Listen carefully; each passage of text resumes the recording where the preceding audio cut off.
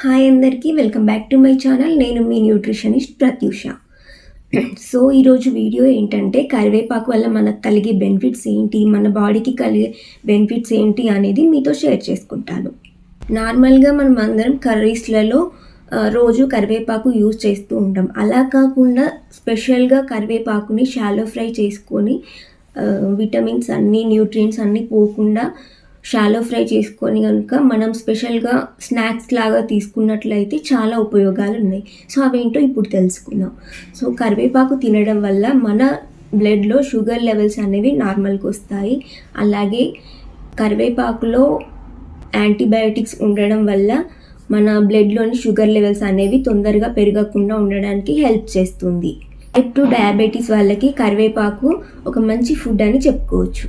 కరివేపాకుని మనం డైలీ లైఫ్లో తిన్నట్లయితే మన తల నుండి పాదాల వరకు ఉన్న ప్రతి వ్యాధిని దూరం చేస్తుంది. అలాగే కాలేయంకి వచ్చే సెరోసిస్, హెపటైటిస్ వీటిని కూడా కరివేపాకు తగ్గిస్తుంది. అండ్ కరివేపాకు డైలీ తినడం వల్ల ఇమ్యూనిటీ పవర్ అనేది పెరుగుతుంది. కరివేపాకుని తీసేసి మరీ పిల్లలు తింటారు. పిల్లలు ఏం చేస్తుంటారు, కరివేపాకుని స్కిప్ చేసి పక్కన పెట్టేసి మిగతా ఫుడ్ అంతా తినేస్తారు.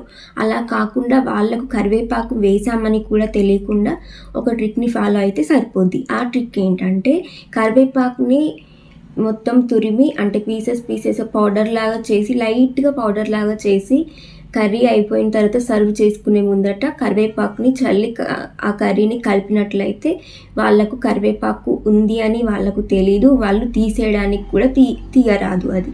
సో చూసారు కదా కరివేపాకు వల్ల ఎన్ని బెనిఫిట్స్ ఉన్నాయో. సో ఈ వీడియో మీకు ఇన్ఫర్మేటివ్గా యూస్ఫుల్గా అనిపిస్తే తప్పకుండా లైక్ చేయండి, మీ ఫ్రెండ్స్ అండ్ రిలేటివ్స్కి షేర్ చేయండి. మరొక మంచి వీడియోతో మీ ముందు ఉంటాను. Keep watching.